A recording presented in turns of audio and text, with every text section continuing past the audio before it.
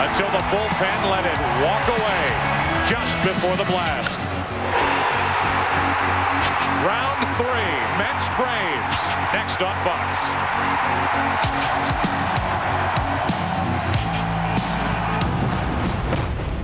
Here's the New York Mets, and now while Steve Lyons towels off for another season, he is trying to back up this left-hander, Al Leiter. Several years ago, when we were doing the NLCS, Bob Brenly said, when you face Greg Maddux, you have to look away, away, away. It's like the song Dixie. I thought that was you. No, that was Bob Brenly. That was Bob Brenly's line. But with Al Leiter, you don't look away, away, away, because he relies heavily on the back-breaking cutter. That's right in on the hands of the right-handed batters. He uses a two-seamer and change to control the other side of the plate with an occasional breaking ball, just mixing that breaking ball in there to keep the right-handed batters honest. One note, left-handed batters this year, Robin Ventura is in the lineup, have had only 9 hits against Al Leiter, batting a paltry 127. Well, one New Jersey native pays homage to another as they put a little Bruce Springsteen on the PA system here. This broadcast is also available in Spanish by utilizing the SAP button on your television. Al Leiter from Toms River, New Jersey, and the final and 10th show tonight for Springsteen in the city is indeed tonight. I'm sure that Mr. Leiter will head that way after this game. What will his mood be? Will he be happy or will he be frustrated? We're about to find out. Here's Kilvio Veras, first pitch on a beautiful Saturday afternoon. Strike one. A great pitching matchup today, Joe. And as you see Veras, that is on the first pitch, that cutter inside, and he hammers it off his left ankle. Great pitching matchup, but great hitters on both sides also. 5 300 hitters for the Braves, 5 for the Mets. And that's that cutter. It looked like off the left side of his shin, on the inside part of his shin, and that will bark for a while. Wow. Well, while they check out the left leg of Kilvio Veras, we'll remind you about the significance of this series. One thing we didn't show you. Coming into today's game, the Mets sport a record of 45-32, only 1 game out on the loss side. With the Braves 48-31 in the standings, only 2 games separating these two clubs. Two teams that have had a fierce rivalry over the last couple of years, and to be honest, the Mets have not performed well when playing head-to-head with the Atlanta Braves. In fact, the Braves 19-7 in the last 26 regular season games between these two. Some of the names and faces have changed, but the results have not over the past couple of seasons. Last night, a big victory for the Mets to pull them within 2 games of the Braves. Now the second pitch of the day. Why not go right back in there? 1 ball, 1 strike. About 70% of the pitches that Al Leiter throws will be inside to right-handed batters. So it's nice to have a guy like Ventura over at third base, even with a bag at the moment, and toward him, but foul, strike 2. When Steve Carlton had that devastating slider of his for so many years with the Philadelphia Phillies, he had Mike Schmidt as the third baseman. Schmidt could play deep. He had a powerful arm. Same with Robin Ventura here with the Mets. Crowd into it already. 1-2 pitch. Checked his swing 2-2, and Bruce Fremming, who was the home plate umpire, says he didn't swing and doesn't bother to appeal. 2 balls, 2 strikes. There are the rest of them. Dale Scott, Marvin Hudson, Gary Cederstrom. How about a 2-2?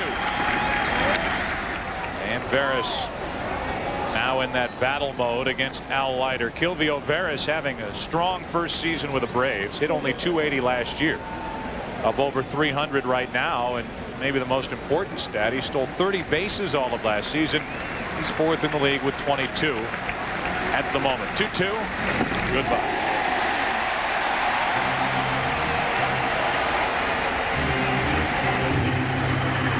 So what does Veras try to do? He tries to speed up the bat head and comes up empty.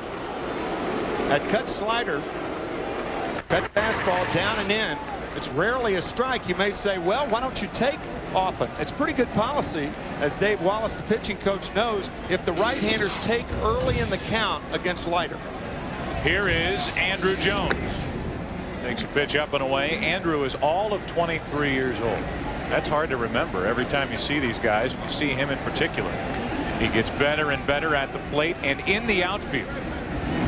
One of the youngest ever to get to the 100 home run plateau. He's on a list with guys like Ott, Canigliaro, Matthews, Alex Rodriguez, the last to do it, prior to Andrew Jones doing it. 23 years, 63 days. The 1-1. Strike two. This is a nice group. Mel Ott of Giant fame. Eddie Matthews, a great third baseman for the Milwaukee Braves and the Atlanta Braves. This crowd wants another strikeout. Oh, they almost got it. A little inside, 2-2. Braves fans watching back in Atlanta, happy to see that guy on deck.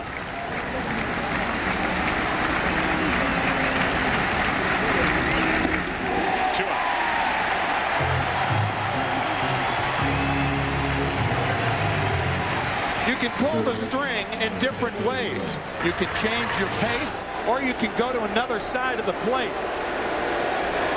Outside part of the plate gets Andrew Jones. He had come in. Now watch Jones reach. That's a swing, looking for the fastball in, but getting it away. Well, here is Chipper Jones. Proud father of Larry Wayne Jones III. And it's almost like these Mets fans have to remind themselves that they're supposed to dislike others on that list with John Ryan. Oh yeah, we don't like Chipper Jones. Larry. Oh yeah, we don't like Bobby Bonilla. Bobby. 1 ball, no strikes, and now 1-1. There you go. Some haven't forgotten, although Mr. Bonilla, I think they forgot that he was part of this Atlanta team in the year 2000. He's in the lineup today and was here last night, starting at third. He's in left today. The 1-1. Why do they not like him here? Well, outside of some of the things he said toward the tail end of last season, look what he's done on the field, and we say since 1999, because it includes Thursday's game. A .417 average, 7 home runs, 16 RBIs, and he's slugging near .980. One of the big reasons last year that the Braves won 9 of 12 during the regular season against the Mets. And it's also one of the big reasons why Chipper Jones was the MVP in the National League. That's correct. Put on that kind of a show in front of the New York media. They don't forget. 3 balls and a strike on Chipper. So now Leiter. There's part of that media. Photography part. Here's the 3-1 with 2 out, nobody on. That should be handled. That's Peyton. And that's a perfect first for Al Leiter. At second base, Mike Piazza. He's driven in at least 1 run in 13 consecutive games. Robin Ventura is at third. Todd Zeile at first. Jay Payton at center. Benny Agbayani's in left field with Al Leiter pitching and batting ninth. Just 2 for 31 at the plate this season. What does the defense for the Atlanta Braves look like? Here's how it looks. Bonilla, Andrew Jones, and Brian Jordan in the outfield. Greg Maddux, 10 consecutive Gold Glove awards right in the middle of it all. With Jones, Furcal, Barris, and Galarraga on the infield. Lunar catches Greg Maddux, and here's more on Greg from my friend Tim. Well, after blowing a 7-run lead last night, the Atlanta Braves know that they could not have a better guy on the mound than this guy right here. 9-2 on the year. He has had a rough June as Mora takes a fastball inside. But April and May, he was 7-1. Maddux 2-1 in June. Mora has given the Mets a lift offensively. The jury is, I don't even think they've begun deliberating on whether he can handle the job day after day in tight games down the stretch. Hopefully for the Mets in the postseason. Defensively, it's short. Time will tell. But at the plate, what a lift he's been. The 2-0. 3 balls, no strikes from Greg Maddux. How rare is this? 3-0 to the leadoff hitter Mora. Just threw that question. I really don't know the answer to the question. It is rare. 3-1 the old automatic on 3-0. It's rare to see Maddox fall behind any hitter, but particularly the leadoff batter. Thank you for backing me up. 3 balls and a strike. Melvin Mora. Full count. There aren't many 3-0, 3-1 pitches from the hand of Greg Maddux that end up over the heart of the plate belt high either. He just hit the outside corner knee high, and now the 3-2. And a check swing. This is why he's won 10 consecutive Gold Glove awards. He is automatic on the mound, and Mora grounds out. Might have chased ball 4. Melvin's gone, 1 away. I think he did. He tried to hold his swing. That ball tailing inside. There's no pitcher in baseball who can get you out in more ways than Greg Maddux. The check swing by Mora. It was ball 4. Nice play by Maddux to record the first out. But you could go an entire game without seeing Maddux fall behind a hitter 3-0 and make a mistake on 3-2. May have gotten away with it, but for a guy who was suffering from severe flu-like symptoms just 2 days ago, you have to bring up the question here early what his stamina will be as the Braves work in this game with a short bullpen. That's a good start for the Mets. It's fair down the line and at least a double for Bell. Bonilla tiptoes down there and gets it back in. A 1-out double for Derek Bell. The bullpen is in shambles right now for the Atlanta Braves after the last couple of games, and especially last night's debacle. On top of that, John Rocker is iffy with a callus on his thumb. Baseball's a strange game sometimes. Maddux gets his ground ball, but it's a high chopper over the head of Chipper Jones. An easy double for Bell. 20th double on the year for Derek. What that means is not only does Alfonso bat, he's driven in 54, but it also means that Piazza will get a shot at the Braves and possibly another RBI or 2 here in the first inning.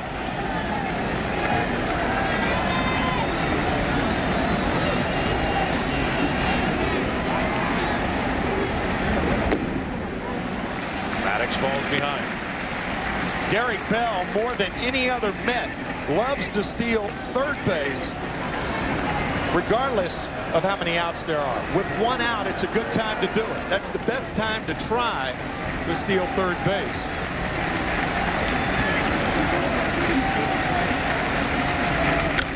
Up the middle to his left for Cowell. He's committed 14 errors but handled a tricky hop there, and here comes last night's hero, Mike Piazza. Number 38, Mike Piazza.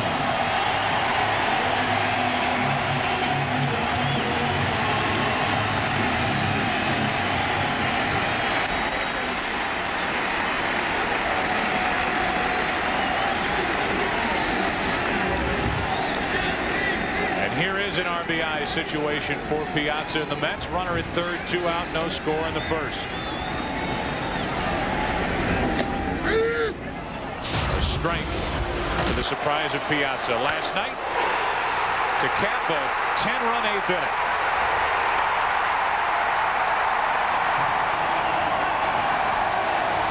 Most balls hit that hard. Hook foul. That ball was hit so hard it didn't have time to hook. Think that was intentional? Yes, I do. It's got to be 100% for Maddux. Yep. Oh, you got to do that. You got to protect the outside part of the plate. You can see Lunar sitting inside. And Greg Maddux knocking Piazza back off the plate. Here's another prediction. That will not scare Mike Piazza. Back on the inside corner in the count 1-2. It is remarkable the numbers that Mike Piazza continues to put up. With all of the bumps and bruises and foul tips, runners sliding into him, collisions at home plate, concussions.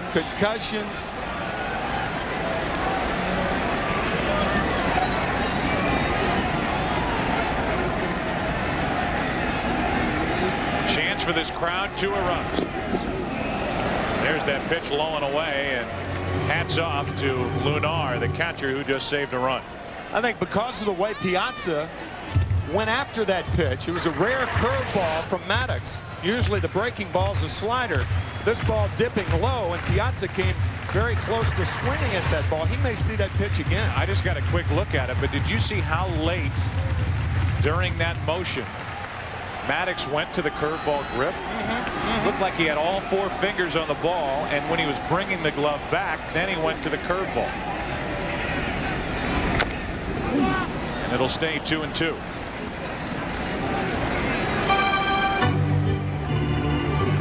Greg Maddux doesn't leave a lot to chance. He lives in Las Vegas. He's a phenomenal card player. Talk to teammates of his, whatever team he has been with, they'll tell you play cards with him. He toys with you, and he knows what you've got in your hand at the end of the deck. His dad was a professional poker dealer in Vegas for years. He's retired now. So along those lines, he's not a huge fan of catcher cam, and I'm sure won't be a huge fan of us looking into his glove here on a 2-2 pitch, but what the heck. Looks like a changeup. On 2-2. It is. It gets away. Takes a good play from Lunar.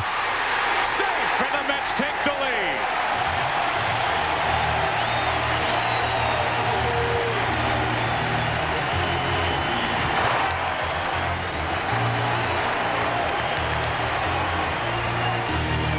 Like the final scene from Major League.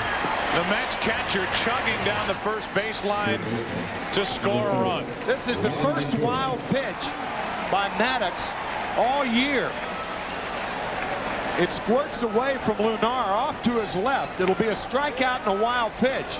Lunar going toward the dugout. No chance to get Bell, and the throw to first base awfully close.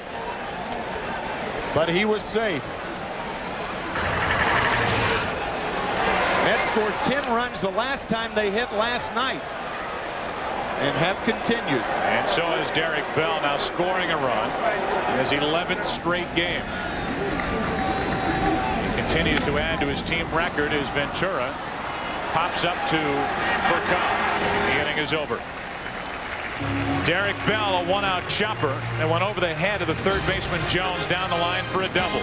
Went to third on the ground out by Alfonso, and scores on a wild pitch from Greg. On the list would be this from Greg Maddux. What a catcher tries to do is soften the blow of the ball from the ground to the chest protector. It appeared this ball may have hit the edge of the plate and bounced up farther than Lunar was expecting, and that's why the ball bounded away so far.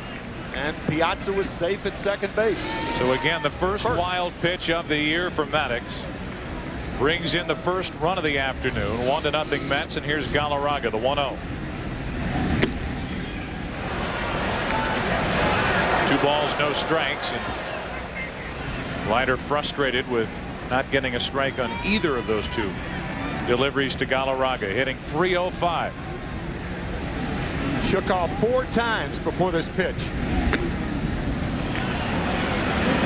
3-0. See if Bobby Cox turns Galarraga loose right here. Good time to do it. Look for one pitch in one area, down and in. Not close, and a walk on 4 in a row out of the strike zone from Al Leiter. That'll bring in Brian Jordan. You know, on a day-by-day basis, Bobby Cox gets a lot of grief from umpires around Major League Baseball and usually leads the world in ejections from games. But from a day-to-day standpoint, there's not much that bothers Bobby Cox. He has that ability to put frustrating losses or odd situations behind him. And what an odd year it's been. That might be 2. Ball to Alfonso on to Zia. 2 gone.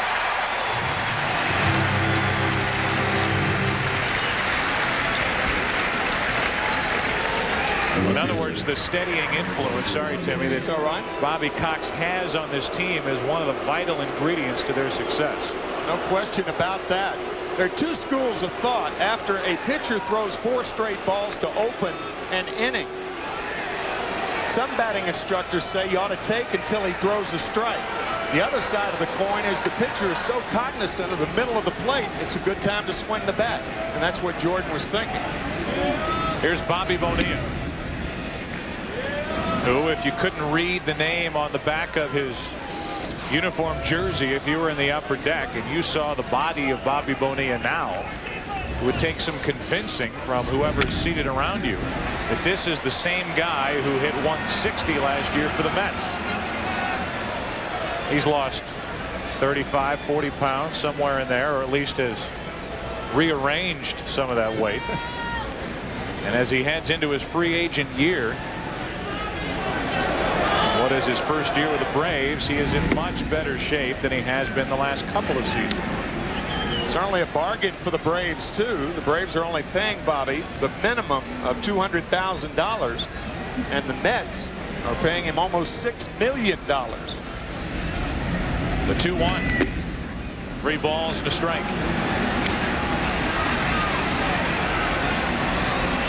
Well, it was a day-to-day saga, soap opera with Bobby Bonilla here last year and his relationship with Bobby Valentine in the front office. It's a rocket foul, 3-2. Last year in game 2, a 4-3 Atlanta win. Smoltz comes out of the bullpen and gets Bobby Bonilla for the final out. And Jim Gray was nearby. 3 balls, 2 strikes with 2 out, nobody on. Just a little low, a 2-out walk. Second walk of the inning. You can see Leiter's pattern thus far, and that's vintage Al Leiter. You try to establish the fastball inside, and then if he goes to 3-2 or with 2 strikes, then he goes away, and not until. Rafael Furcal, the 19-year-old with an asterisk, stands in. 2 out, a runner at first. There is some question as to what his true age is. He claims 19. His agent claims 19. And if I were him, I would claim I was 19. Looks like he's 15. The 0-1 pitch, strike 2. He can flat out fly. Major League pension can be drawn at age 45. So if I were Furcal, I'd be 19 until I was about 42, and then I'd be 45. Oh, that old joke? You guys believe that? 1-2.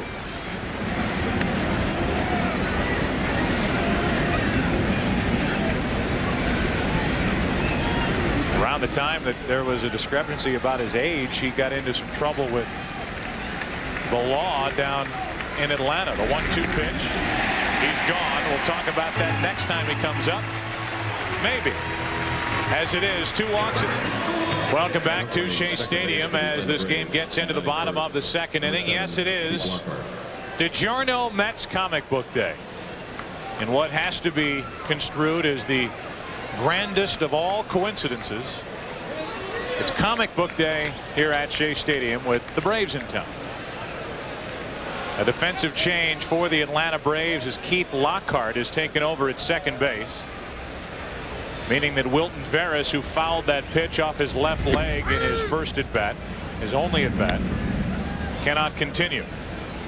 So that's a big weapon that's lost for the rest of the day to Atlanta. Zeal took a strike, now another. It's 0-2.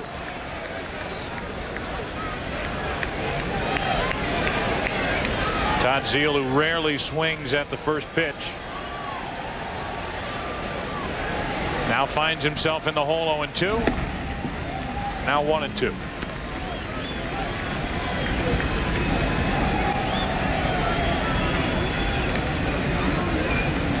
Zeal, a solid year, 303 in his first year with the Mets, his 8th organization since coming up with the Cardinals in '89. That's on the outside corner. Zeal's gone, and that's strikeout number 2 for Maddox. Okay, so it is comic book day. And there's the cover. The amazing Mets take the A train. It's about the 7 train, and Larcenous Vein, this villain, is going to take over the 7 train, which is the train that makes a stop. This is the Jim Carrey influence of the comic book. Believe me, there's plenty more where that came from, says Mike Piazza. I feel like Fiorello LaGuardia reading to the kids on Sundays during the newspaper strike. Here's a fly ball into deep right center. Jones plays a shallow center, but goes back as well as anybody, if not better than anybody. 2 up, 2 down. And we'll continue to check in with Larcenous Vein. That's the name of the villain in the comic book. And the thing is, this villain is purple, trying to take over the 7 train. John Rocker is here. One of the comments that he made, Jeff Pearlman of Sports Illustrated, had to do with somebody with purple hair. Now, I am no Oliver Stone, unlike you.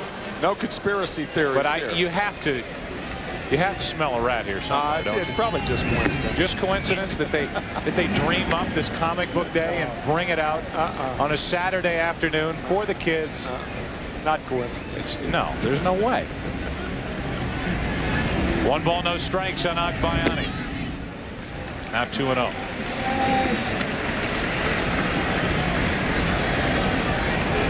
Base is empty with 2 outs. Zeal struck out. Payton flied out. And Agbayani hitting .298. 2-1. What I loved about that little segment is you see Steve Phillips, the general manager of the Mets, with his summer cut. Yeah. That little segment bringing back Duke Ellington. Take the A train. Nobody could do songs like that better than the Duke. I'm going to take your word for it. That is, there were a couple of versions. We have another version that we can play. That's correct.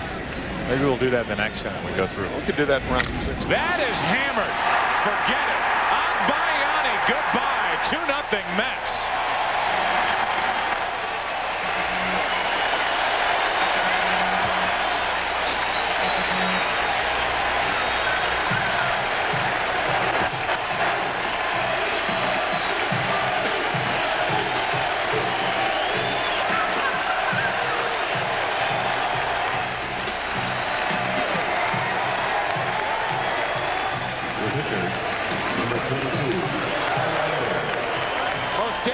Area to any hitter is a ball down and in. And that ball down around the shoe tops and off the plate, but not for long.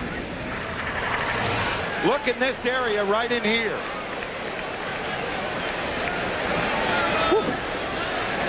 Wasn't as far inside as I thought. Boy, was that ball crushed. 1 ball, 1 strike now on Leiter. I mean, way out of here toward the back of that heavily protected bullpen here at Shea Stadium. Leiter tries to dump one into left, and he's done it in front of Bonilla, just his 3rd hit of the year. That, by the way, was the 11th home run allowed by Greg Maddux this season. Should have counted for 2 as was hit so far. And now Leiter is on with a 2-out hit. Only the 3rd hit of the season for Al Leiter. Al helping his own cause, perhaps. Well, one thing you get with Mora is a guy who can pound the ball out of the park. He's hit 5 home runs. And to compare what he's done with the bat in his hands to what Ordonez was doing, well, it's not even fair. 1 on, 2 out. Ball 1. Ordonez had 5 extra base hits in 45 games. Mora in 57 games has 14 extra base hits. Ordonez was hitting .188. Mora came in at .290. 1 ball, 1 strike. Here's a guy, Melvin Mora, 2 years ago, playing in Taiwan, off the mainland China, of course. And one of the reasons that he left Taiwan was because of the rampant gambling on the island. That's fair. Down the left field line, and Leiter has to run. Headed for 3rd as Bonilla gets to it. It's a double, and it's 2nd and 3rd, 2 out.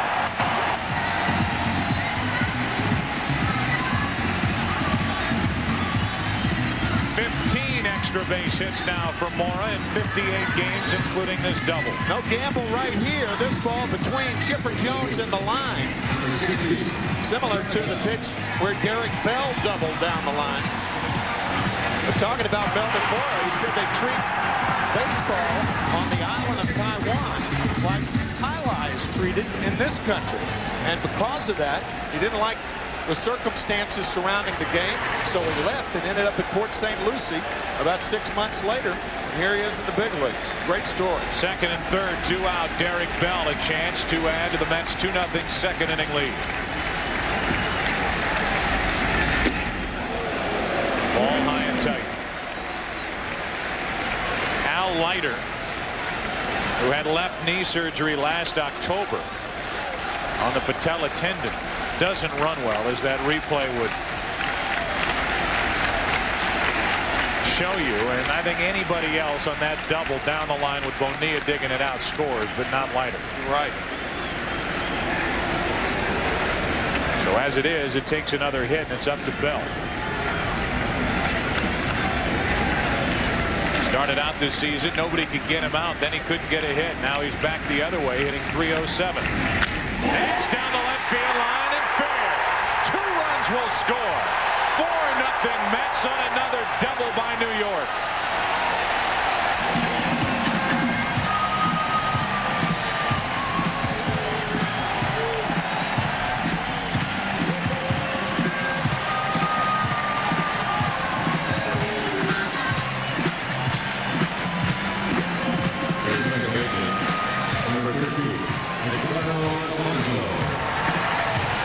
This is a carryover from last night's 10-run 8th inning. What a world of confidence it gives you to come back against any ball club, but when you do it against a formidable pitching staff like the Atlanta Braves. Particularly, as you mentioned earlier, the way the Braves manhandled the Mets last year. So a 4-0 lead with Alfonso at the plate, who took a strike.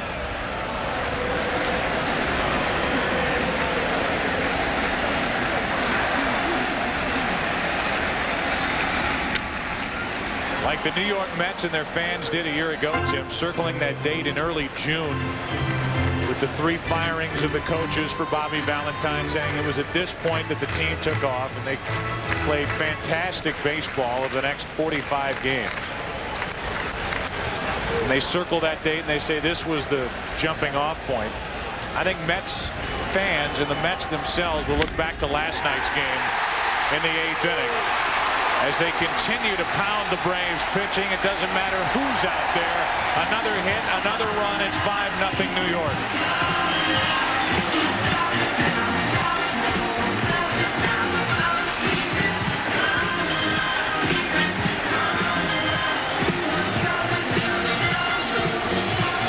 Visit from Leo Mazzoni out to talk to Greg Maddux. Well, the Mets were down last night, Tim, and the count had reached 8. 2 outs, and they came off the deck to KO the Atlanta Braves. And see what they did in that 8th inning. 13 batters, 6 hits, 3 bases loaded walks. The Piazza home run to cap the inning. 9 of the 10 runs scored with 2 outs. The 10-run inning ties a team record. It was an amazing 15-20 minutes last night that might very well erase all of that frustration that the Mets have felt against the Braves the last 2 seasons. And here they are, up 5-0 over the Braves today with Greg Maddux on the mound. It is rare, and you don't know what's going to happen for the rest of the year, but it's rare that a team can point back to 1 game in a season and say this is why we're here today in first place in September, is because of that 1 game. That's hammered into left center field. Did he get enough? At the track, at the wall, another. Piazza deep, and it's 7-0.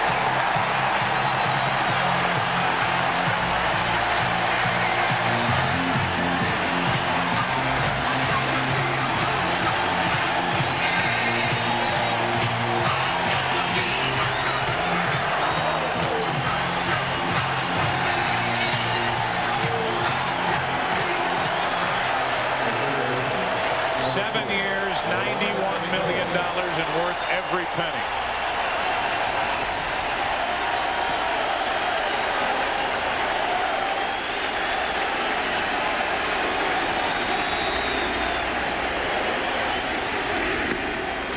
Ventura takes a ball. RBIs now for Mike in 14 straight games.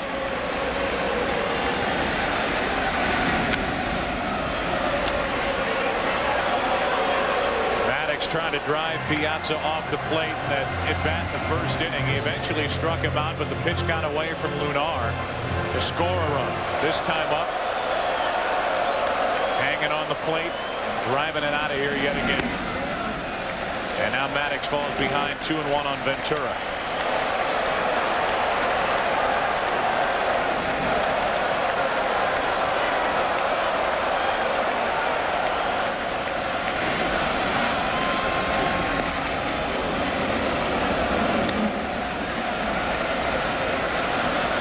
Mike Piazza's first at bat. You may remember the brushback pitch by Maddox. Well, didn't work.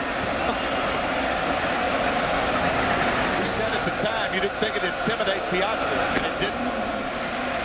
Now a full count on Ventura. Here's the brushback we were talking about. That was in his first at bat. And Mike did strike out in that at bat. He's going so well, he strikes out. And that score a run. Yeah.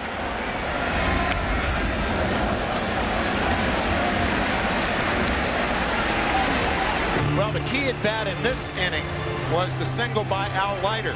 If Maddox gets Al Leiter out, and you start the third, no worse off than 2-0. So Al Leiter did indeed help himself with that base hit. Now a walk to Ventura. And again, that Atlanta bullpen is just worn out. First walk handed out by Maddox, and he may be worn out battling the flu 2 days ago. Bruce Chen is getting ready for the Braves out in their bullpen. Maddox just flat out does not have it here today.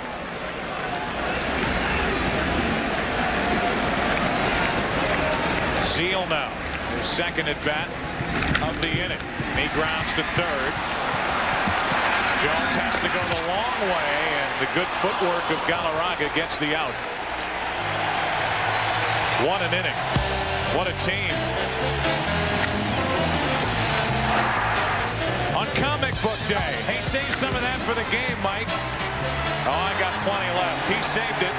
He blasted Maddox. Back after this from your local Fox station. The Braves have been handed a couple of walks, but a double play ball mixed in off the bat of Jordan. Leiter's faced only one over the minimum, and here's Lunar, and there's strike one. New York Mets are 13-2 games that Al Leiter starts this season.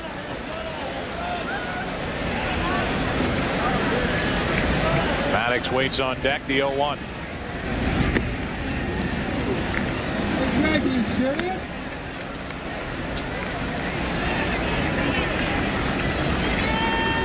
Chen continues to get loose out in the bullpen, so leading to believe that Maddox isn't long for this game. Strike two on Lunar. Usually when a pitcher continues to throw early in the game, even when his team is hitting, that means that he will be in the game in the third inning. Greg Maddux, a pretty good hitting pitcher, so I don't think Bobby Cox will waste a pinch hitter here, but still may remove Greg for the bottom of the third inning.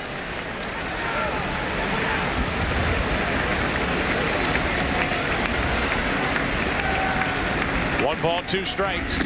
Now 2-2 from Leiter. We came in again chirping about a pitching matchup, as we did back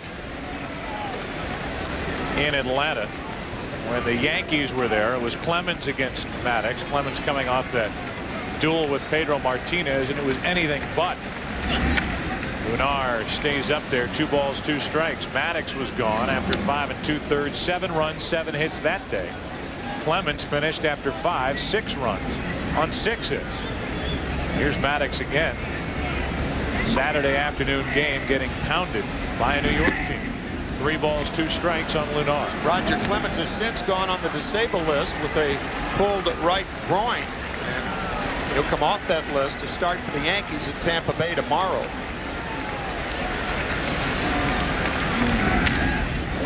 Off the hands to the second baseman, Alfonso. 1 away.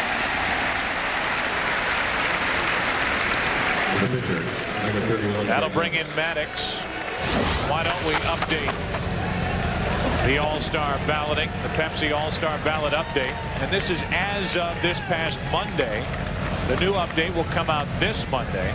Ivan Rodriguez still the leading vote getter. I'll show you the National League in a second, and you can cross out one name when we show it to you. This is still the AL with Ripken, Rodriguez, Alomar, and Giambi on the infield. Again, Giambi and Dye, 2 small market teams. Nice to see their names on that update because they're very deserving. 1 ball, 1 strike on Maddox, a 179 hitter, 7 out of 39.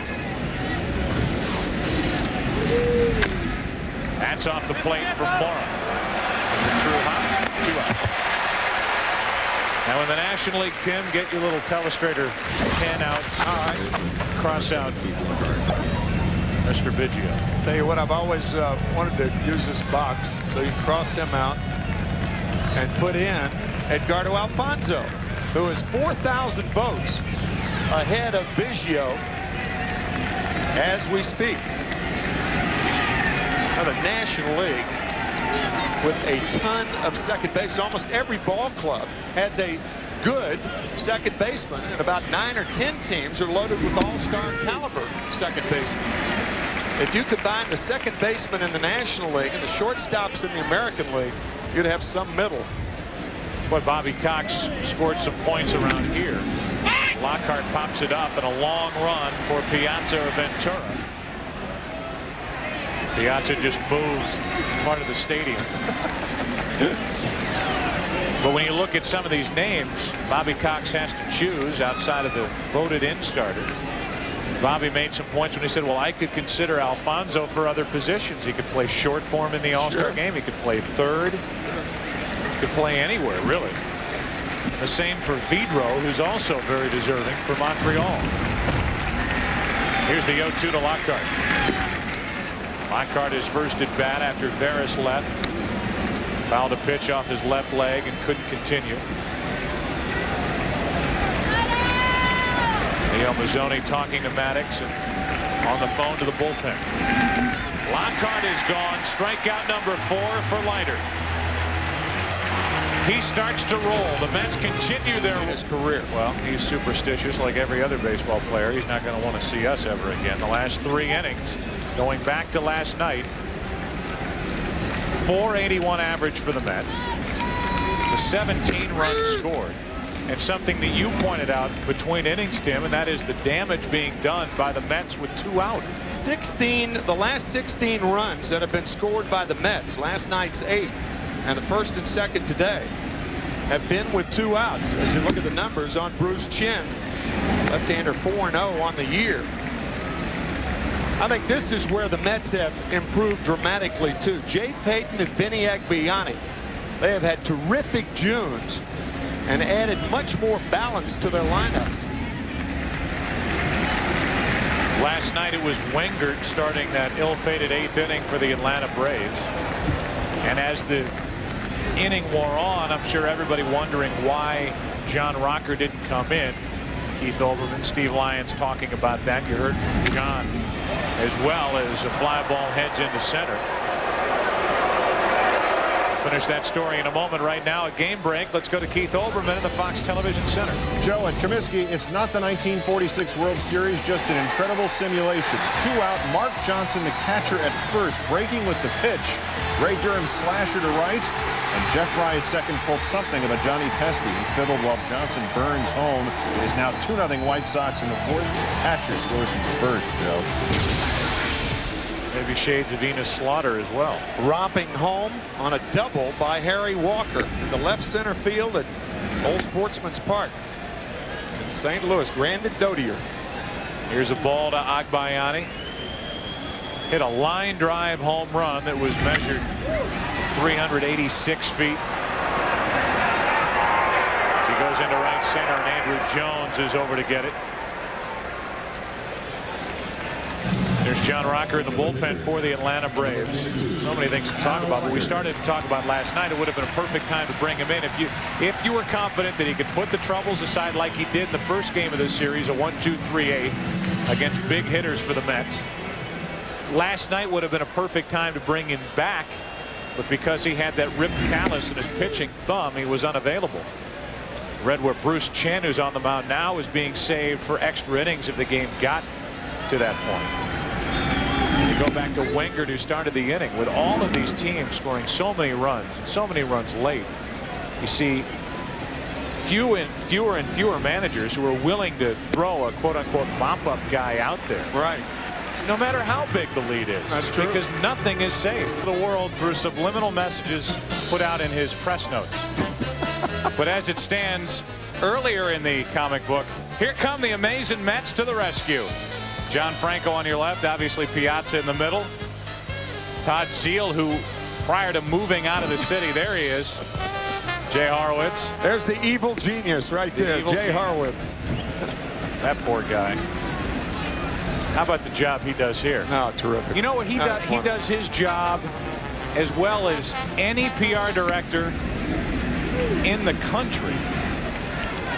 He's got 18 phones sitting in front of him, one a direct link to each newspaper and tabloid in the New York area. But he does it all, and he handles all the pressures, being in New York and the problems that came up over the years with Gooden and Strawberry and everything else that happens. Bobby Valentine, the messes that seem to find him, or that he finds. And he does it all with a smile on his face, and he does it all in the right way. He's a good guy, and really guy is. that everybody enjoys being around. And there he is, his likeness. I don't know that whoever is the illustrator in that comic book is a big fan of Jay's or not, but that wasn't exactly a flattering rendition of Jay Horowitz. 2 balls, 2 strikes. But again, we're led to believe that's only a coincidence that came out during this Braves series. Andrew Jones struck out his first time. Andrew Jones strikes out his second time. And that's 5 in the game for Al Leiter. Andrew Jones striking out on a fastball away his first time up, and a fastball away his second time up. Here's Chipper Jones. Fly to center his first time up.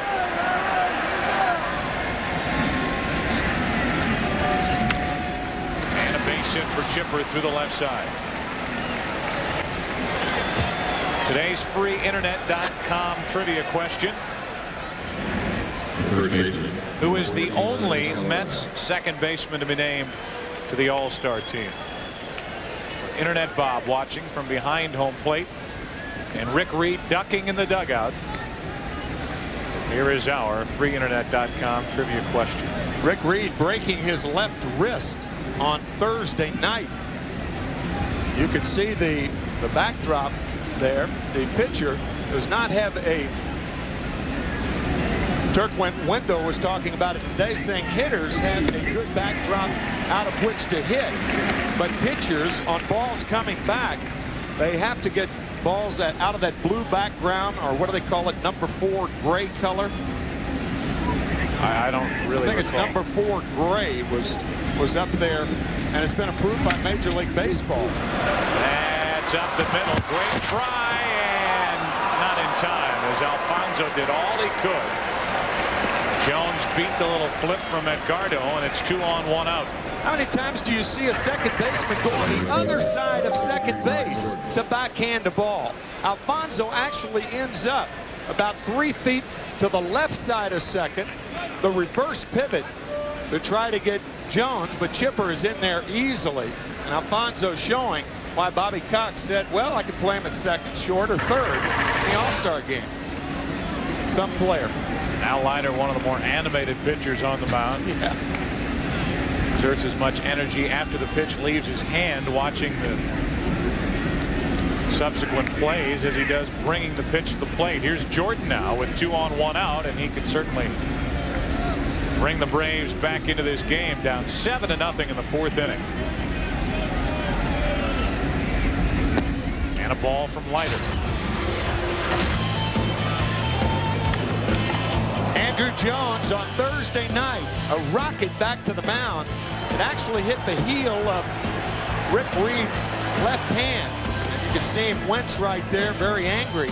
Fortunately, it was not his right hand. He's expected to miss about 3 weeks with that broken left hand. Actually, broken left wrist, a bone in his left wrist.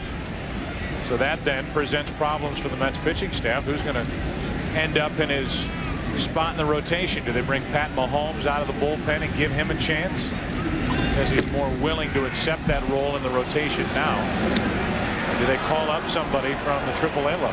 Tomorrow it'll be Tommy Glavine for the Braves against Glendon Rush. The left-hander's done a fine job for the Mets.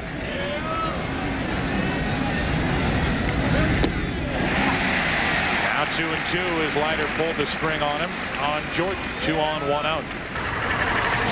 That's a two-seam fastball that sinks away from the right-hander, and it's a good complement to that cut fastball that goes inside. Jordan may see that right here. Leiter shaking off Piazza. The 2-2 didn't catch the outside corner. Full count.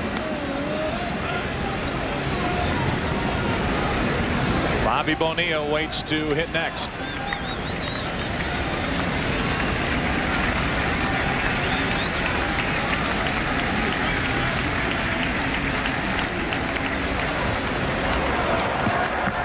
Sure, Dave Wallace, the pitching coach, is saying, Al, you have a 7-run lead. No sense worrying about the runner at second base right now. Get the hitter. 3 balls, 2 strikes, 2 on, 1 out. That's foul. Oh my God. It was the groans of those fans reaching over for that foul ball down the left side with our tarp mic. Either that or a comic book hero coming to life. That kid didn't make that noise. 3 balls, 2 strikes. 2 on, 1 out. Jordan pops it foul. Folks at home may be saying, well, why don't you send the runners in a situation like this? It's 3-2, it's 1 out. If you're trailing by 2 runs, it's worth the chance. Bobby Cox certainly knows that. But by 7, you get to strike him out, throw him out. It's the first time you've mounted a threat. You're almost forced to play a base-to-base type of offense. He doesn't want to do that, but he can't change the 7-0 score right now. Jordan Wentz struck him out, number 6.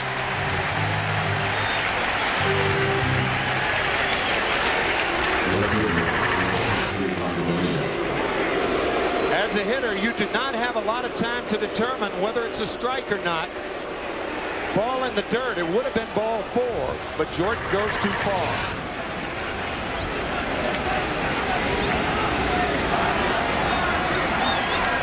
Almost all swinging strikeouts are balls out of the strike zone anyway. You rarely see a major league hitter swinging a fastball right down the pipe on the 3rd strike. Bonilla into left field, a base hit. Now they will bring Chipper Jones to the plate. Agbayani's throw too late, and it's 7-1. So Bobby Bonilla, who drove in 18 runs all of last season with the Mets, knocks in his 17th, and this is first season with the Braves. Well, it's a bad base running play by Bonilla. It's bad throwing by Agbayani. You have a 7-run lead. The ball should go to 3rd base. On the play, Galarraga goes to 3rd, but Bonilla becomes a spectator, ends up at 1st base. He's got to be standing on 2nd base right now. You see the lead runner Galarraga going to 3rd.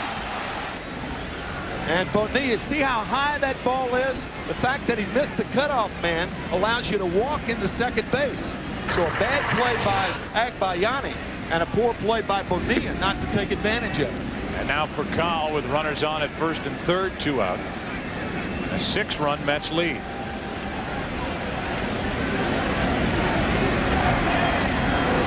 Bonilla still at 1st. Zeal having to play in, and for Kyle, chops one. This is going to be tough. Alfonso, good play. so sure-handed he makes even a play like that with the speed of Furcal look routine. And in the end, the Braves get only one. One run on 3 hits. Strand a couple of left 3 and into the bottom of the 4th inning. 7-1 Mets. Calf in that game. So while he's out recuperating with a broken wrist, he'll take it easy running wise and try to have that calf get back up to speed. Here's Derek Bell. Ball 1 to Derek. 1 out, nobody on. Up there hammering away. 1 ball, 1 strike.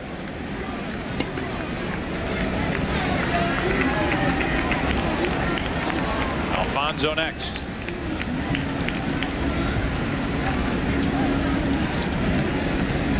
Play Bell to hit the other way in the outfield. And it's now 1-2. You can see with Derek Bell, he's not a controlled batsman or swinger like Robin Ventura or Todd Zeile. He has a much longer swing. When you think of Zeile, it's short and quick.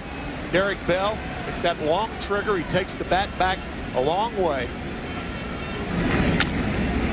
And that's into center. Jones went back, has to try to recover. It's up to Furcal, and he can't make the play. A bloop base hit for Derek Bell. He's 3 for 3.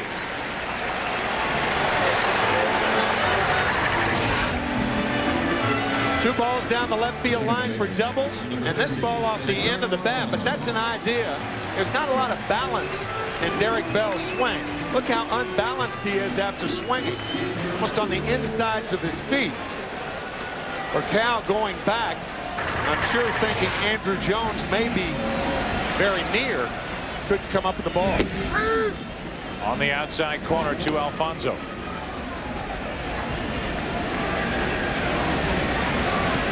Mets came into this season and people thought they would take a step backward from where they were a year ago. They lost John Olerud. Didn't know how the team would respond. They in turn signed Todd Zeile. Alfonso didn't like that call. Zeile trying to learn first base with Keith Hernandez down during spring training at Port St. Lucie. And they stumbled a bit out of the gate. Boy, are they playing good baseball right now. Zeile is having a fantastic season. Up over 300 with his average. Right on pace for what he usually does in the RBI department as Alfonso flies to right. All of a sudden, last night didn't make it obvious. Today should. The Braves will have to fight to win their division, and here's a big reason why. First time up, the brushback by Greg Maddux. Second time up, Mike Piazza with his 23rd home run of the year. Way ahead of last year's pace as far as RBIs are concerned. That's 70 for the year. Last year he did not get number 68 until July 30th. Here he skies one to center for Andrew Jones. And Bruce Chen is through 2 scoreless innings. Gives up a hit. Mets strand their second after 4 here at Shea. Beautiful day, all Mets 7-1. These live aerial shots of the game today. Monster.com helps you take charge of your career. Put yourself in the driver's seat today by building your online resume. Searching over 380,000 job postings. Monster.com for work, life, and possibilities. Well, the Mets are doing what they set out to do here this afternoon against Maddux with Leiter on the mound. Here's Lunar with Chen's spot to follow. And then back to the top, Keith Lockhart. A ball from Al Leiter. And you start to look around baseball and you start to see some interesting developments, and they have only continued to develop. Nothing's really changed over the past week since we last talked. You were in Chicago for the White Sox and Yankees, and there right now in the American League, 2 of the bigger stories. The White Sox with another lead, and they're doing it against the Boston Red Sox, who come into today's action down by 3.5 games in the AL East. Lunar strike 2. Small market, large market, small payroll, large payroll. Some things have been set on their ear so far this season. The Seattle Mariners, arguably, as Lunar goes down on strikes, playing the best baseball of any team in either league. Oakland Athletics, another small market team. The thing about Seattle, they get rid of Ken Griffey Jr. And the early part of the year, Lou Pinella's troops are playing about as well as they ever played at this particular time when Griffey was a part of the ball club. And coincidence or not, Chen goes after one. The Reds aren't playing well with Griffey. Yeah, right. They're 9 back of the Cardinals, 9.5 back. They are under the 500 mark, 8.5 out. 2 games under 500. They beat Arizona last night. Cardinals coming back to defeat Houston. And so really from every division, Colorado has made a big resurgence, and Buddy Bell certainly has to be considered for manager of the year. Leiter, a nice play. Chen is gone. 2 up, 2 down.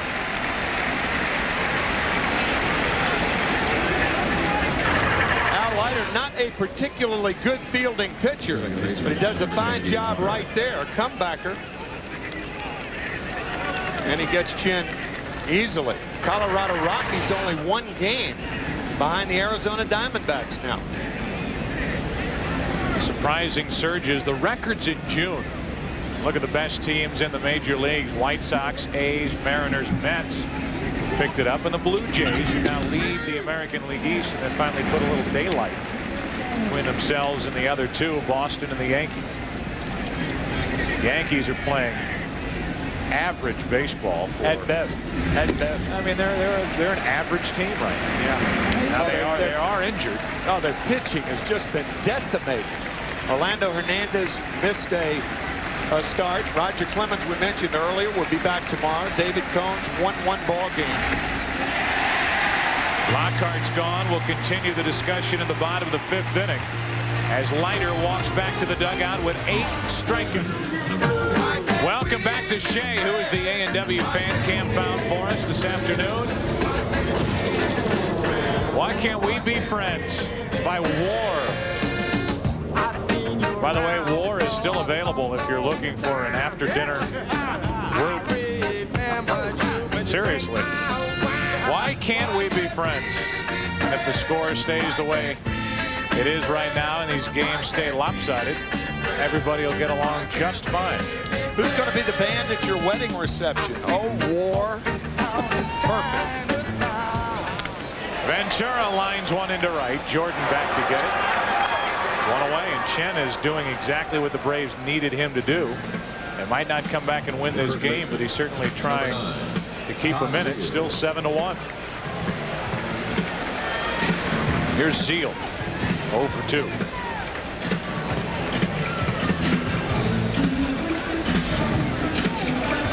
Zeal made 2 outs in that 6-run 2nd inning against Maddox.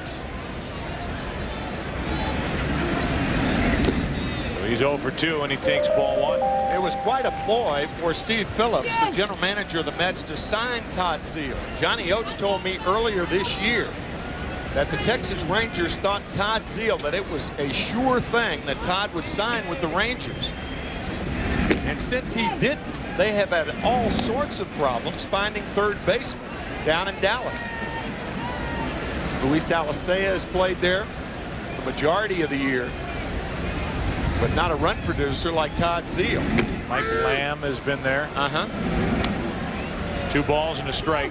Yeah, that's the thing about Zeal. He's bounced around. I mentioned 8th organization in his professional career, but he's had 4 straight seasons of 90 or more RBIs. And in 2 of those seasons, he was with more than 1 club, and 1 of them more than 2 clubs. Yeah. And I was in St. Louis when he came up from AAA Louisville, and all you heard in the St. Louis papers and with the St. Louis fans was that Zeal was going to be the next superstar, big league catcher. And he came up and had very solid major league seasons. But Joe Torre, who was the manager then, moved him over to third base, gave Tom Pagnazzi a chance to start behind the plate. Zeal continued to produce, but he never quite lived up to expectations. And the fans were awfully harsh on Zeal back in St. Louis, and he found himself traded to, of all clubs, the Cubs. The same day that Joe Torre was fired as manager of the Cardinals. Joe Torre, the only major leaguer to ever play as many as 500 games at third, first, and catcher. And where has Todd Zeal gone? He's gone from behind the plate to third base, and now he's at first. Payton grounds one up the middle. Another hit for Jay, who came in hitting .304. Finally, and mainly thanks to clean bill of health, Jay Payton is living up to expectations when he was selected in the first round by the Mets. Off the campus of Georgia Tech, Jay Payton rooming with Nomar Garciaparra there. He told us story several weeks ago. Jay Payton was Garciaparra's guest when the All-Stars toured Japan a couple of years ago. Nomar picked up the tab, took his old buddy with him. Agbayani, a little fly ball as Jordan will come on, but give way to Lockhart, who had to go a long way to make the catch and end the inning. War, take us out. It's been anything but. It's been a lopsided pasting today. And Glendon Rush will work in the 4-game finale tomorrow. As Andrew Jones takes a strike. And again, the Mets, if they win here today, will be even in the loss column with Atlanta. And they'll be 1 game out in the NL East. Strike 2.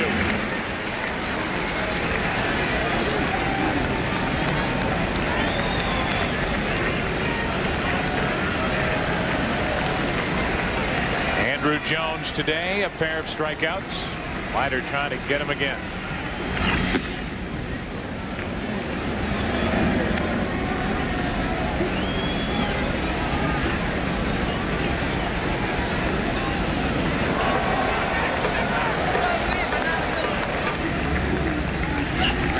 Now 2-2. Mets have been rumored to be interested to jump into that trade market, whether it's for a shortstop like Bordick or Rich Aureli of the Giants, or if it's for another starter like Scott Erickson. Just became a 5-10 guy this past week. Many believe they will be active, and if they add another starter, if they add a glove to play short, in my opinion, there's nothing to keep this Mets team, which, by the way, I thought going into the season they had the best talent in all of baseball. Very, very good ball club that Bobby Valentine has to manage this year. There's nothing to keep them from their 3rd World Championship. Full count now on Andrew Jones. I think their most pressing need right now, instead of a shortstop, another outfielder, Agbayani and Payton coming on, as a starting pitcher, particularly with Rick Reed on the shelf for 3 weeks to a month. That's fine. Starting pitching, however, during any season is the most difficult commodity to come up with. And an example over the last month, how many times have you heard the names Sammy Sosa, Juan Gonzalez, going to any number of clubs, including the Mets with Sosa, the Yankees, the Red Sox. Jones' knees buckled on ball 4, a leadoff walk, and that's not what Leiter wanted to do, up by 6 in the 6th. But you hear very, very few clubs willing to give away or trade their starting pitching to any other ball club. Kevin Apier going to Oakland last year in the trading deadlines, one name that comes to mind over the last several years. You just can't come up with a quality starter during the season. Off-season, different story. Chipper Jones, ball 1. Along those lines, the Yankees, and it's been interesting. George Steinbrenner, I'm sure along some lines, has been rebuffed the last 3 or 4 times that the Yankees have reportedly been in the trade market. With some of the names that he's wanted to get to make that big splash here in New York, like Gonzalez, like Sosa, they're not going to end up with either one of those two. They didn't trade Pettit when it seemed like George Steinbrenner was the only one that wanted to last year. They did trade David Wells, who became a friend of George Steinbrenner's prior to last season. First pitcher to reach 13 wins this year, David Wells. So he has listened to his baseball people. Mendoza, another name that's come up. And he's staying with the Yankees, and I know both of us agree that he should. But he has listened to his baseball people this season and dating back to last season with Pettit and some of the others. And he has pretty much kept his fingerprints off. And that's great when you win 3 of 4 world championships. But with this team free falling toward the 500 mark, I don't know who's safe and who isn't over in that Yankee organization. But he has gone with the baseball people, and we'll see how it works out. I'm sure that's the way. As Jones gets some attention from Al Leiter. During the offseason, the Yankees were very interested in Jim Edmonds, but the Cardinals pulled off that trade, and now Jim, the excellent center fielder for St. Louis. See the struggles for the Yankees in the month of June, right at the top of that list. That was the other name. Edmonds, a guy who George Steinbrenner wanted to go get. Now, it would have probably cost them Mendoza and somebody else, and they just were not in a position to trade Ramiro Mendoza. Nope. Ramiro Mendoza on the disabled list for the Yankees now.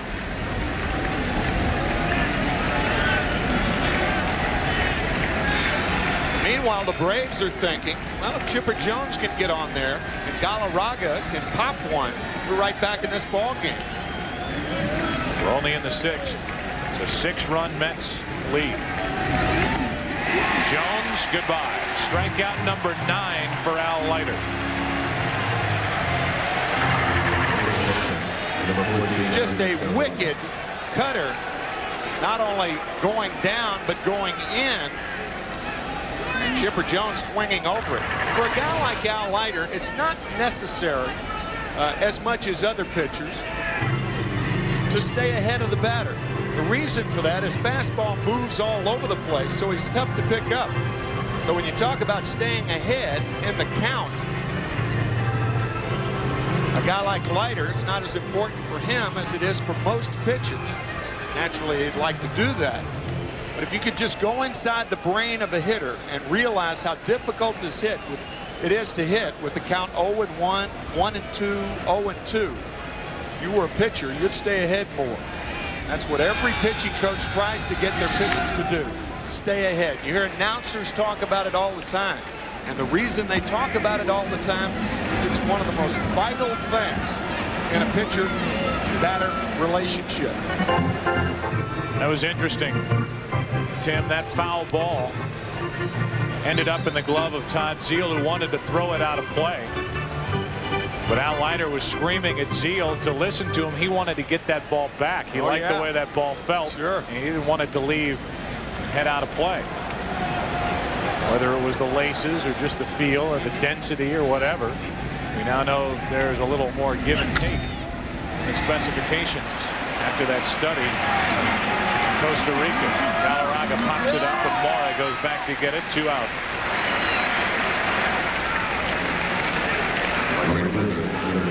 So now I'm going to be singing that war song for the rest of the weekend.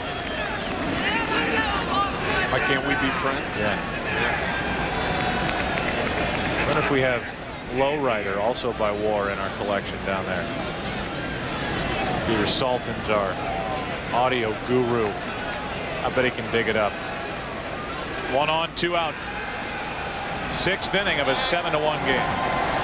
It's a big gap in our music selections today. Take the A Train and Why Can't We Be Friends by War. But we're only up to the 60s.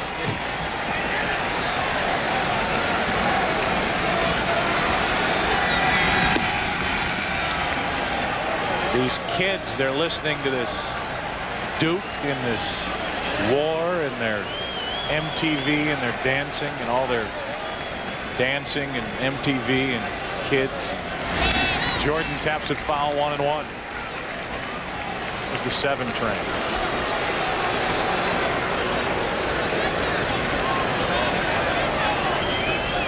Subway, Lowrider, War. Oh, yeah.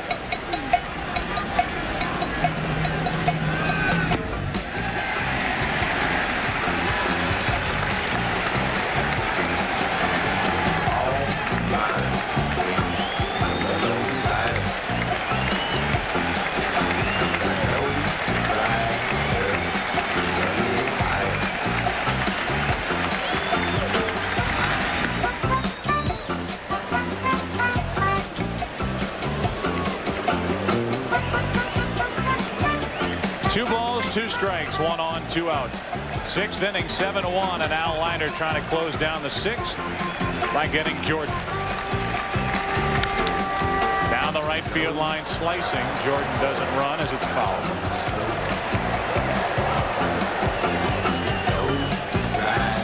The little saxophone part in this is the best part, without a doubt. There it is. Whatever that. I don't know if that's a saxophone or not. Sounds like an alto sax. It is now.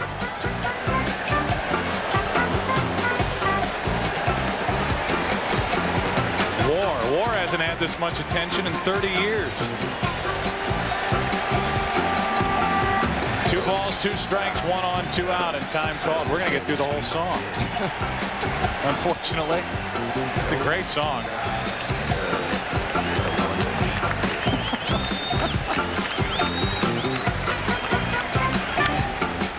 Oh, Brian, come on.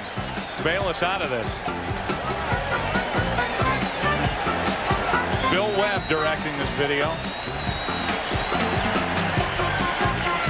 See Webby show up for the MTV Video Music Awards.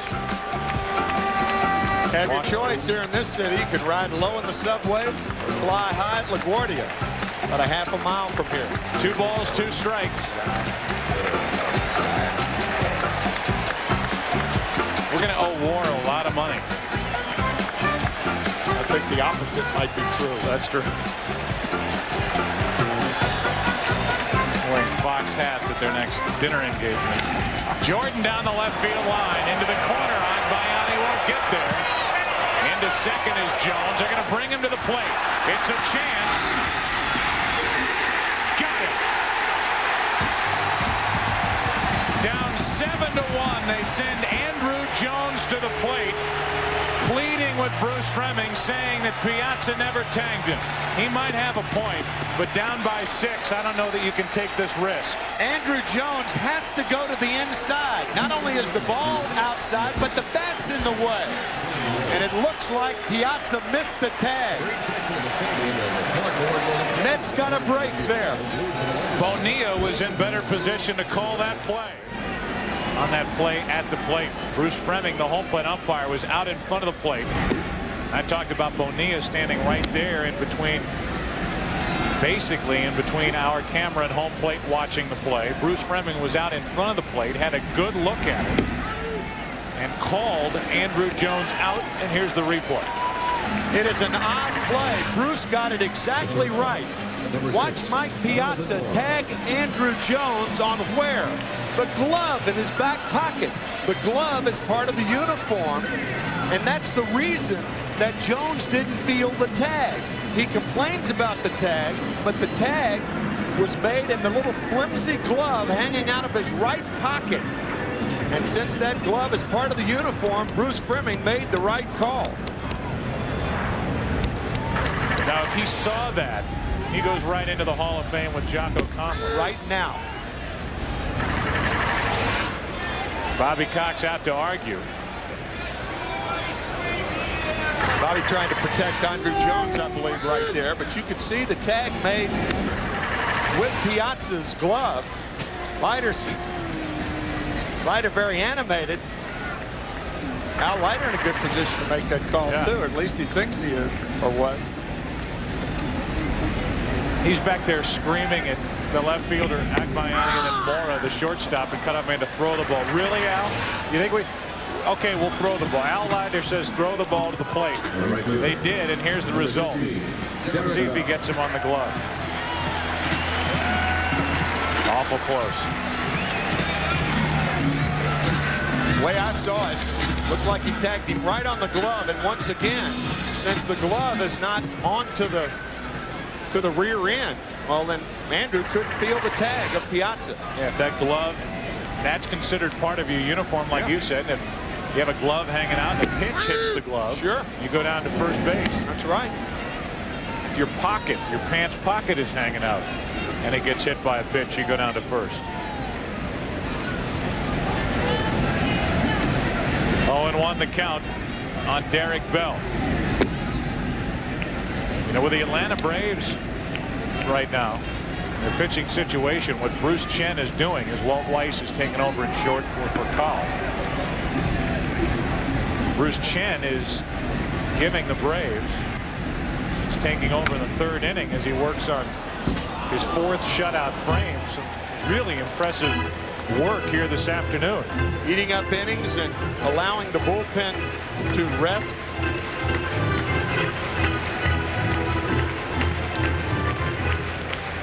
Mulholland has been in that rotation. Burkett, who they picked up, has been in that rotation. Chen is probably figuring this is in a way an audition to get into that rotation if they're so inclined. Mulholland, who had made a couple of starts, or a start a couple of days prior to last night's 8th inning, is kind of the Mr. Everything on the staff for Bobby Cox and Leo Mazzoni. If you need a start, fine. If you need relief work, fine. 2 balls, 2 strikes on Derek Bell. Also, I think what the Braves are showing right now is how much they miss John Smoltz. You lose a pitcher of Smoltz's category, and he's out for the year. You are losing a vital part of your ball club. Starting pitching being so valuable to a team, particularly the Atlanta Braves. 8 straight divisions have they won. And everything has been built around Glavine, Maddox, Smoltz, Millwood over the last 3 years. Kevin, the tough luck pitcher last night, did not get the win, but certainly deserved one, giving up 1 run in 7 innings. Bell slams one into center, but after that high delivery, and back to get it is Andrew Jones. Bruce Chen has had a couple of chances. 7th inning now, a 7-1 game, and let's throw it back out to Steve Lyons. Steve? All right, guys, unfortunately for this 4-game set here between 2 of the best teams in the National League, most of it started out as protection on the sideshow that is John Rocker. You can see the fence that they've built out here so that no fans can either see or throw things into the Brave bullpen. This guy right here won't even let me look over the fence to see who's warming up. There's also a canopy up here so you can't see those guys. You'd even talking about the band war.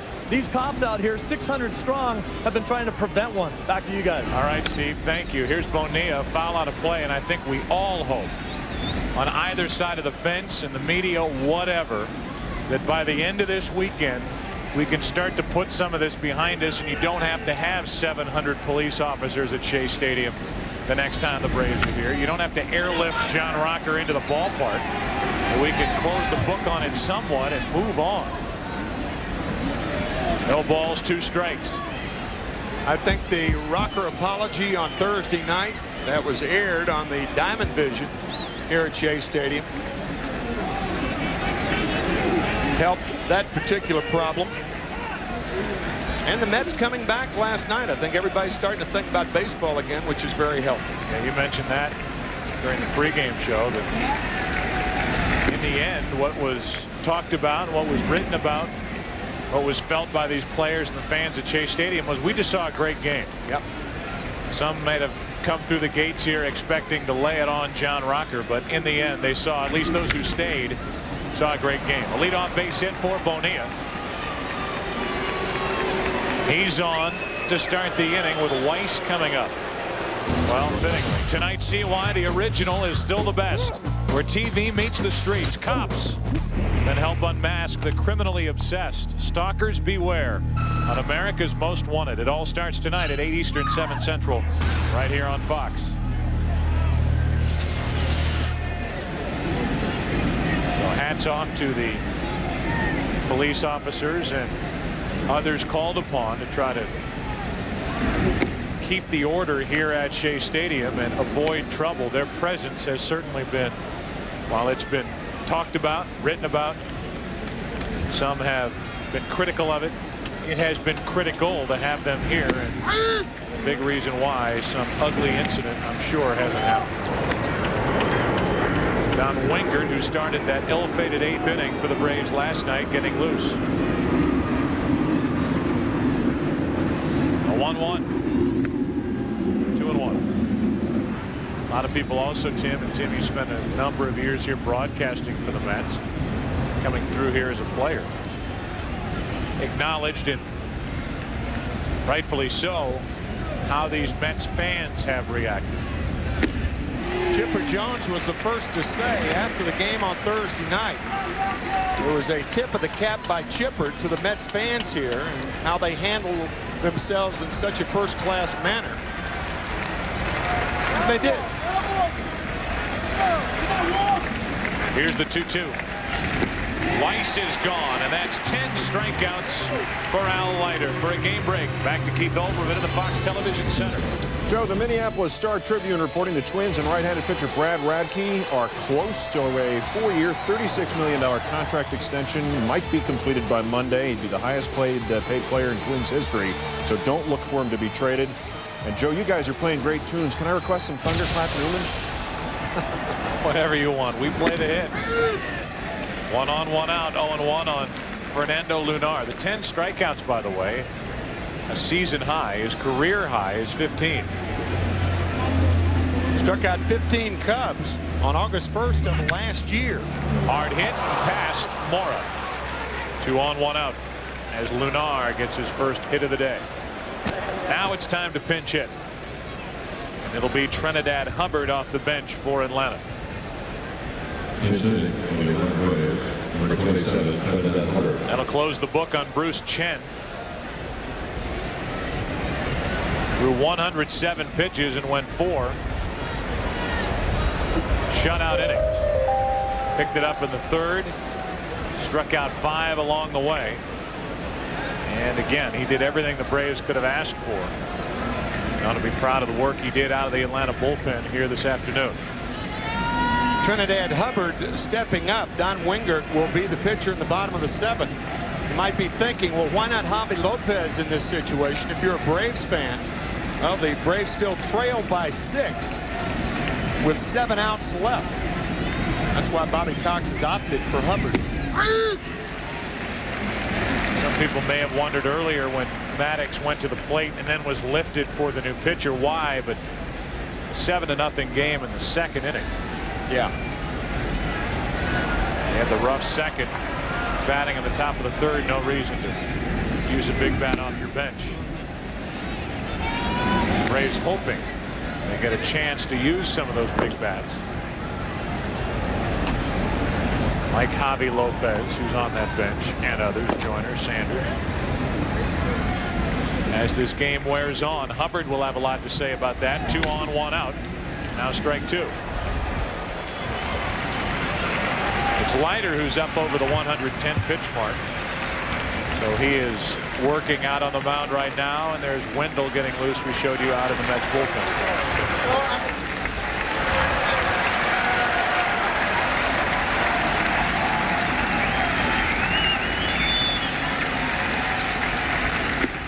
2-2.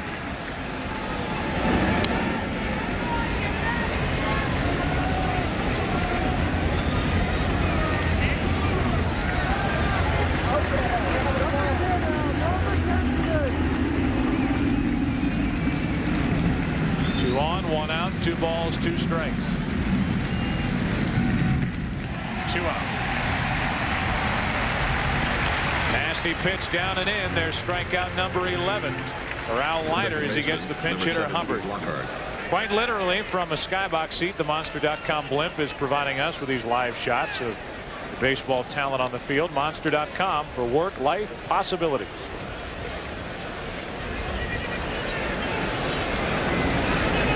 Here's Keith Lockhart. 3rd at bat. Struck out in his first 2 since taking over from Ferris. Strike 1. Hitting against Al Leiter, if you're a left-handed batter, it's like continuing to try to catch up to that fastball that you never can catch up with. Keeps going away, away, away. It hits that front corner often. You just cannot keep the ball fair when you hit it hard. 1 ball, 1 strike. You said earlier, left-handed batters now with the 2 strikeouts by Lockhart are 7 for, make that 9 for 73 on the year. It's about $120. Left-handers just do not handle Leiter at all. Lockhart can reach, though. A big decision would follow. With a home run hitter, Andrew Jones, up next. You're right. The right-hander Wendell in the bullpen, and Leiter over 110 pitches on the day. time for Bobby Valentine to make a decision, but that is if, only if Lockhart can reach here with 2 out. 3-1.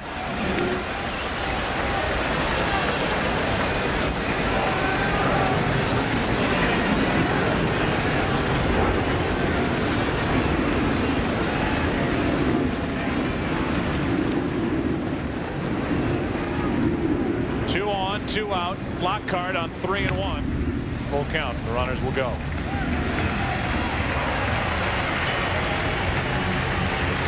Lockhart at the plate because Gilby Alvarez was injured when he fouled that ball off his left foot or leg in that area. He couldn't continue. First pitch of the ball game. Runners will go on 3-2. And Lockhart spoiled it.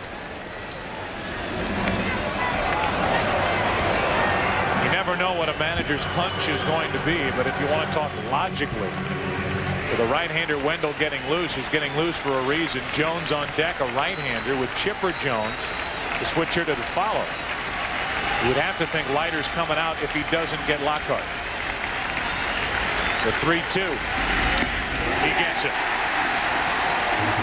He adds to the team high for the year 2000 with his 12th strikeout of the day. Struck out the side. Time to stretch. 7-1 Mets. What? No. Okay.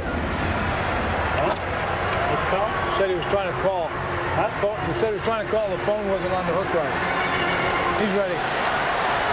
He was ready if needed. He wasn't needed. Al Leiter comes over, has his seat. He has struck out 12. Talk about a couple of big game pitchers coming into this game. Maddox, one of the best ever. And Leiter, what a job he has done for the Mets the last couple of years. Wenger takes over for Atlanta. You can go back to that one-game playoff the Mets had last year with the Cincinnati Reds to get into postseason. They handed the ball to Al Leiter, and he only went 9 innings and got the Mets into that series with Arizona. They plowed through the Diamondbacks and ended up losing in 6 games to these Atlanta Braves. Wenger on 1-2. 2-2. And the Braves with a big game pitcher starting tomorrow, Tommy Glavine. Glendon Rush goes for the Mets. We mentioned it earlier. Now Al Leiter shaking hands, and appears that he may be finished for the afternoon. 2 balls, 2 strikes on Edgardo Alfonzo. Full count. Alfonzo, by all right, should be heading to his upcoming spot on the All-Star team. The All-Star game will be coming your way next week from Atlanta. Here's the 3-2. A leadoff walk. Keith Olbermann is bored. So he has more information for us, Keith. Ah, not at all, Joe. This is a thriller. This is the bases loaded in Chicago, bottom of the 6th. Jose Valentin responding as he has twice previously this year. Clears the deck. Bases loaded triple, and that game is 7-1 in the bottom of the 7th inning. I'm not sure. Amazing symmetry. Spooky almost. 7-1 in Chicago, 7-1 in New York. And here's Piazza, one of the big reasons why it's 7-1. You always talk about productive outs. He had a productive strikeout his first time up. Yeah. He advanced the runner. Unintentional productive out. Striking out, a wild pitch. First of the year by Greg Maddux. First run scored. Derek Bell racing home. 1 ball, 1 strike. And Piazza pounded a home run, a 2-run shot in the second. And Maddux, who had never started a ball game, allowing 7 runs, 7 hits in the first 2 innings, departed. His shortest outing since '96. 2 balls and a strike on Mike Piazza.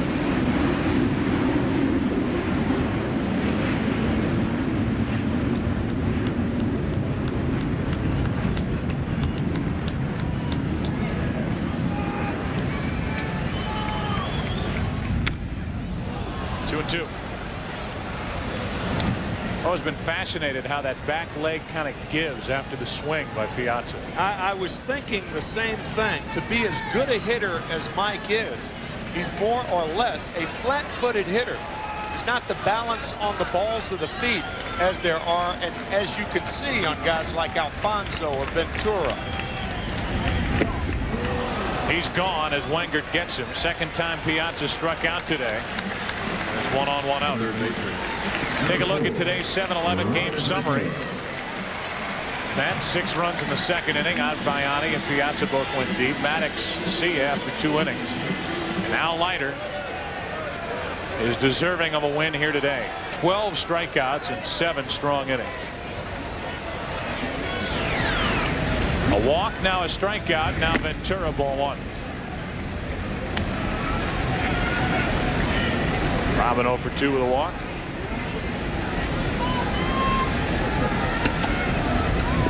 And there's Wendell. He'll come in and pitch in the 8th. 2-0. Mentioned the White Sox, and Keith going to that White Sox-Red Sox game. The White Sox winning 7-1, and they have been scoring runs in bunches. And what if they had Robin Ventura now, who signed with the Mets as a free agent a couple of years ago? Longtime White Sox. Off the end of the bat into center. Jones can't get there, and it's 2-on-1 out. Alfonso takes third base on Andrew Jones. And it's runners at the corners, 1 away. Well, the reason Alfonso went to third was the position Andrew Jones was in when he made the catch on 1 hop. Watch him make the play and go back. The momentum takes him into right center. So normally, if Jones were coming in on the ball, Alfonso doesn't try that arm. But since he was going back and toward right center field, Alfonso easily goes to third without a play. Now an easier RBI chance for Zeal, who is hitless, not in on the fun today for the Mets. A couple of strikeouts, a ground out.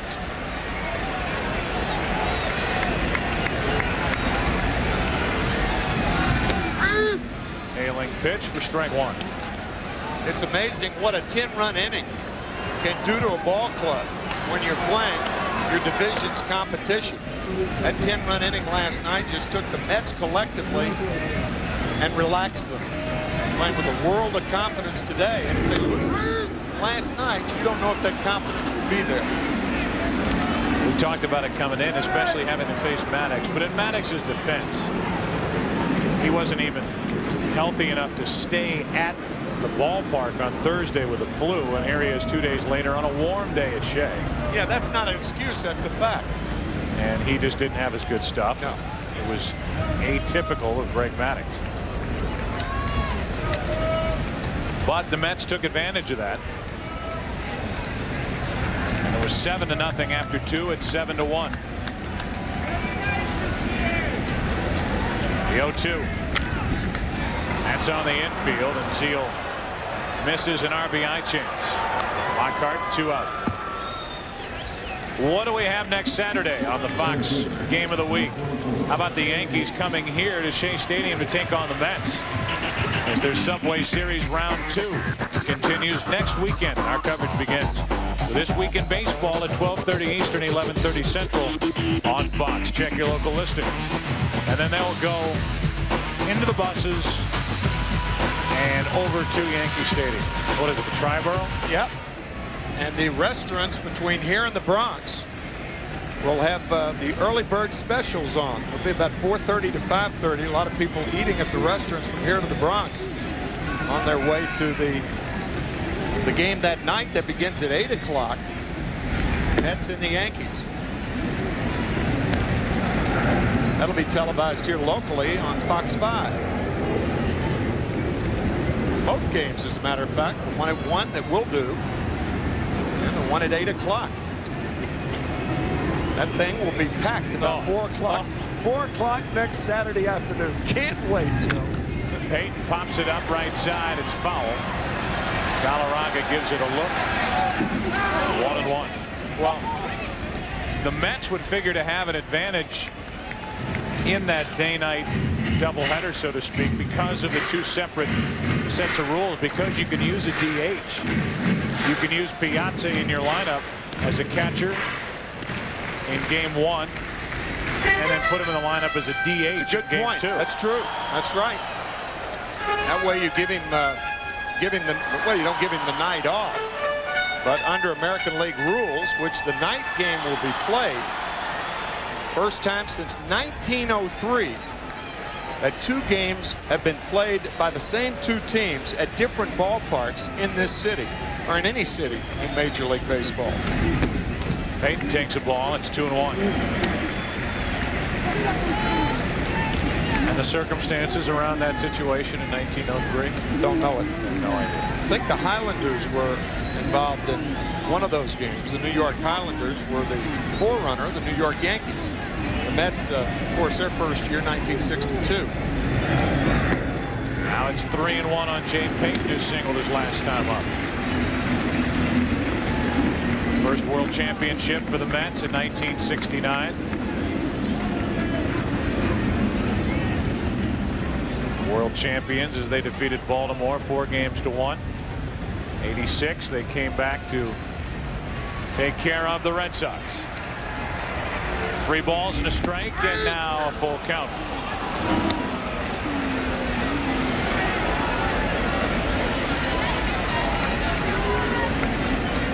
Mookie Wilson, vital in that 1986 World Championship, and is still the stolen base leader for this franchise with 281. Now the first base coach for Bobby Valentine. He is the most popular player ever to don a Mets uniform.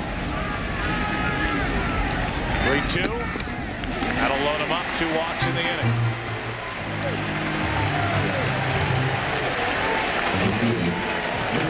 And now Benny Agbayani will bat. Matt Franco last year right here at Shea. Same Yankees, same Mets. Some of the faces and names have changed, but we will be here next week. That was the game-winning hit against, of all people, Mariano Rivera. One of the great regular season games that either of us have seen in years. The best game that we've ever done on Fox. Absolutely. Wenger gets a visit from Lunar. And that hat from just about 1 year ago, and we'll renew that rivalry next weekend right here on Fox. It's good to see that Bill Webb hasn't changed since he became a director for that video for WAR. Bases loaded, 2 out, and a strike to Agbayani. Show up next week with a beret, wearing chaps. Yeah. That's beautiful. No balls, 1 strike, bases loaded, 2 out, 1-1 on Agbayani. That's where I'll be dining between games next Saturday. Really? Oh, yeah. Great spot.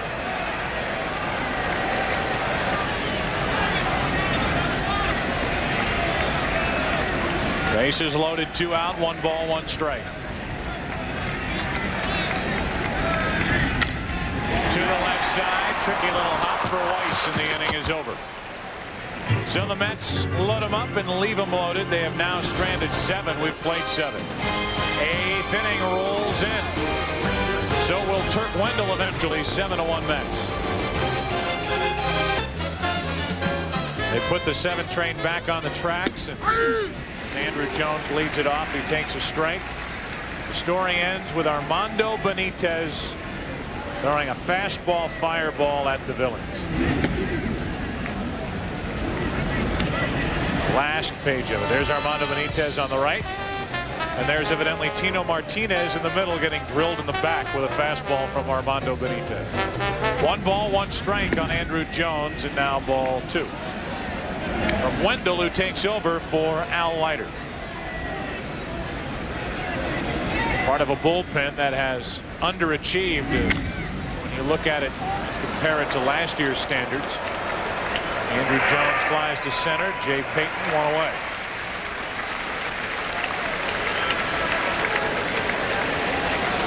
When you come from behind like the Mets did last year or last night, scoring 10 runs in the bottom of the 8th inning, and you're hitting the ball and you're scoring a lot of runs, what you do is you give the bullpen a chance to resuscitate. If they've had some problems, not only gives them rest, but it gives them a chance to sit back, pitch a few games without the stress of having to do it right now with some runs as a cushion.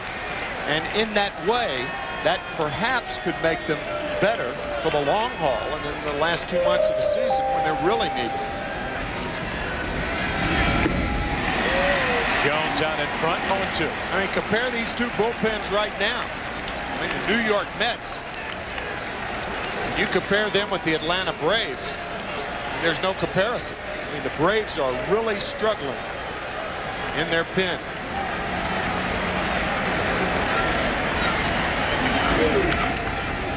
Jones fouls it back.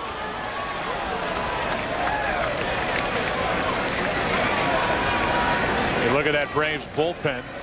Some of the names that fill out the list on Bobby Cox's lineup card down in the dugout. You start to get a better feel for what he's working with down in the pen right now. The 0-2. Jones grounds to first for Zia. 2 out. You've got John Rocker, who was unavailable last night, and that was a major factor in the loss for the Atlanta Braves. He's got that thumb with a callus that's split open again. Kerry Lightenberg has pitched 3 consecutive days. Mulholland started Wednesday, then relieved and lost last night. Cianez on the disabled list. He's gone for the year. Right. Remlinger rejoined the team, but then he had a spill. They sent him away. He fell down. He injured his elbow. They had to give him an injection of dye for the MRI, and he had an allergic reaction to the dye. So he was unavailable. Evidently could pitch today if needed. From one guy to the next. Chen, the other name on the list, pitched here today and pitched well. That's caught. Melvin Mora. He's been giving offense, and now he flashes a little leather for the Mets on a beautiful Saturday afternoon. Lunging way to his right, shades of Ordonez as he takes a hit away. A 1-2-3-8 for Wendell.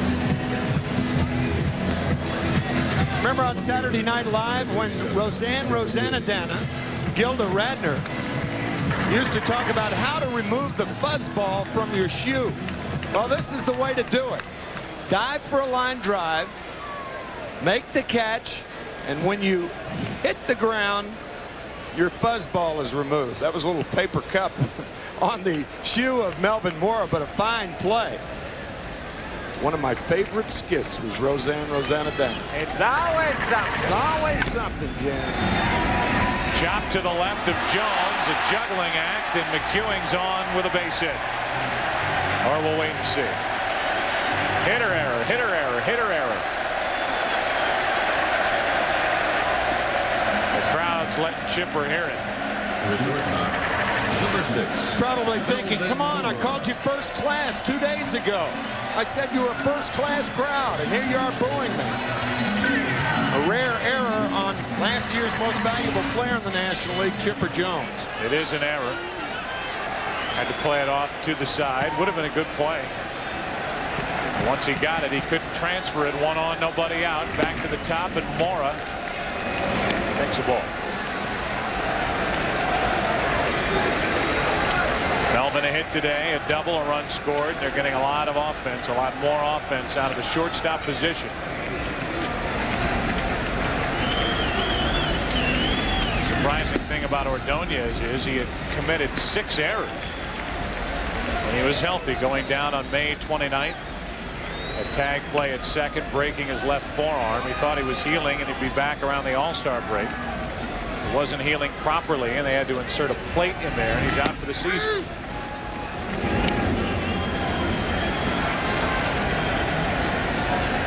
Took care of that procedure last Monday, and he is out for the year.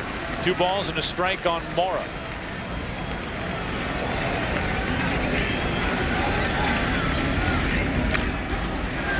go to right, 2-2.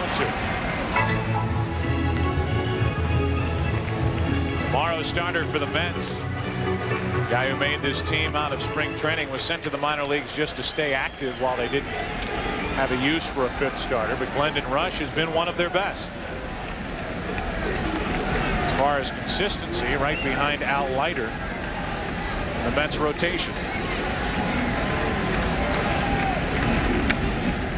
Still 2-2. Mike Hampton had gotten on a little bit of a roll, but last night ended up going 7, allowing 5 runs and walking 6. So he took a step backward. One was one of his bigger starts to date in the Mets uniform. That's foul on the left side.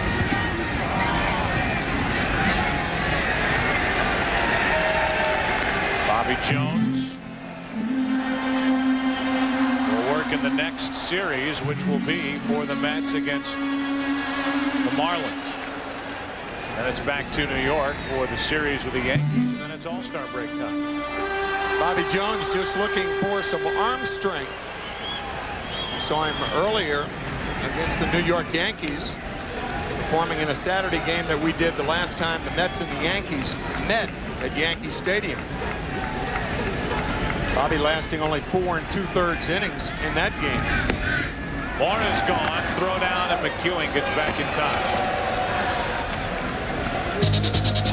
Sunday, July 9th, the NTRA Champion Series on Fox continues with the Sempra Energy Hollywood Gold Cup as General Challenge leads the list. The nation's best thoroughbreds into Hollywood Park. The winner is one step closer to $1 million. Coverage begins Sunday, July 9th. Live at 5 p.m. Eastern, 2 p.m. Pacific on Fox. 1 on, 1 out for Derek Bell, who's 3 out of 4.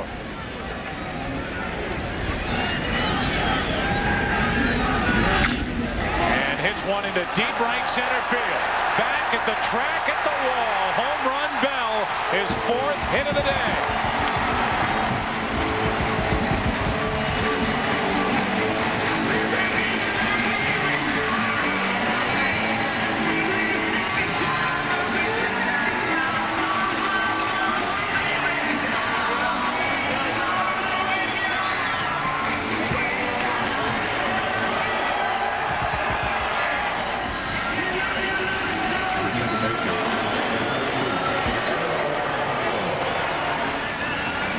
Started the inning.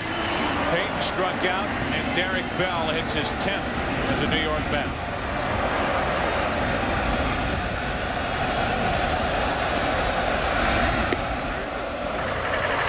Strike 1 to Alfonso.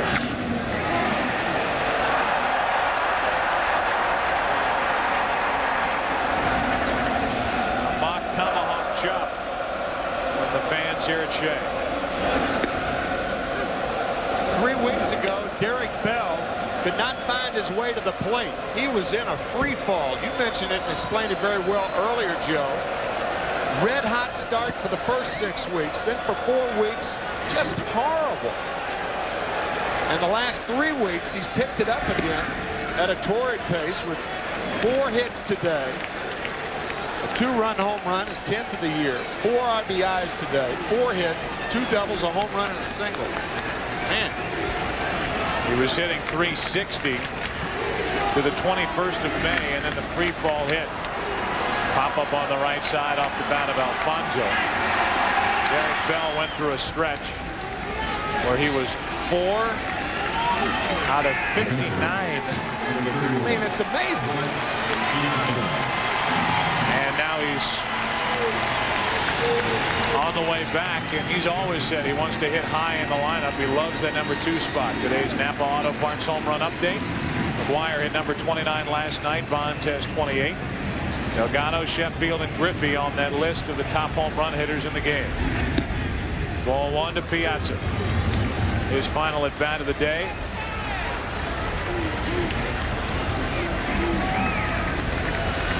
Has only 1 hit, but it was loud. A 2-run blast back in the second. That's foul. 1 ball, 1 strike.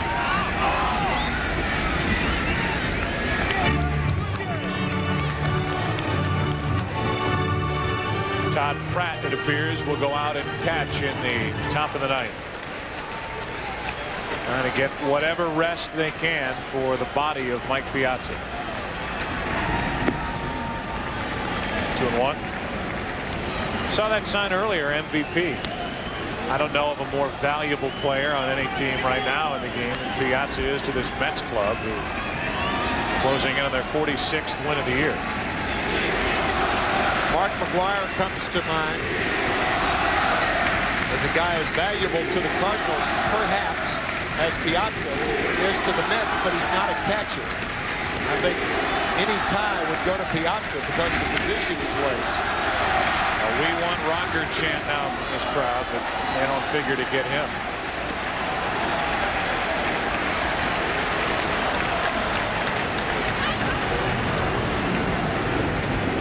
Mike finished second in the MVP voting in 1996. He was with the Dodgers. The 2-2. Oh, goodness. Shattered bat. The ground ball to the shortstop Weiss, and everybody is okay. Thank goodness. The shattered bat ended up in the seats. Everybody all right. Piazza's finished for the day. Do something in the course of a 162 game season, but we said it earlier, we'll say it again as Jordan goes after the first pitch here in the ninth inning.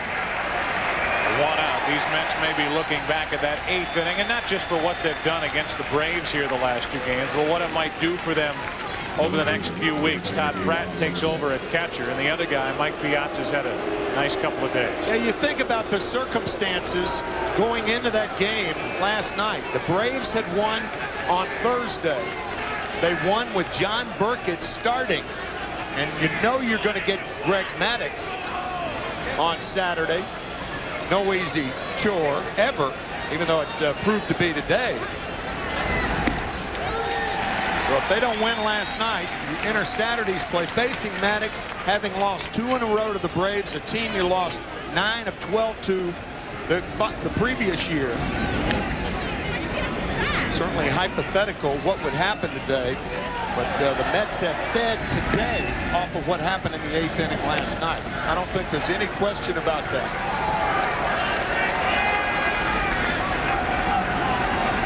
So if the Mets hang on, and it appears they will, up by 8 in the 9th inning, these 2 teams will be even on the loss side. The Mets will be a game out with a chance to send the Braves out of LaGuardia, tied atop the NL East tomorrow.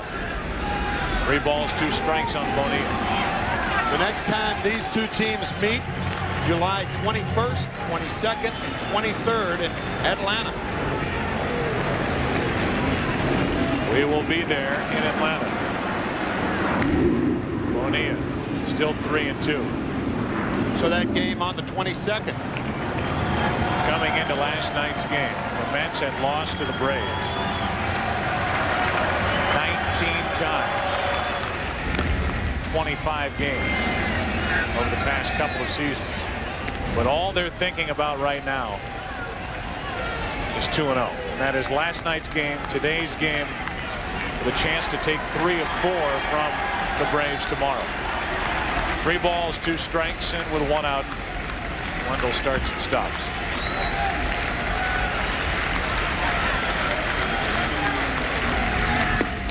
Gone. And again, you can certainly fall into a trap as the Mets are playing only their 78th game of the season, but a couple of big games. Our American General play of the game, Mike Piazza tees off in the 2nd. His 23rd home run of the season. We only saw Greg Maddux on the mound for 2 innings here today, and Piazza a big reason why. And 6-run 2nd inning. Weiss pops it up, can in large part be traced back to a 2-out hit by Al Leiter, who did everything today. And the Mets have won it 9-1. Leiter the winner 10-1. The Mets are 14-2 in games he has started this season. Maddux now 9-3. 1 game separates these 2 teams in the NL East. We'll take a break and come back and wrap it up in a moment.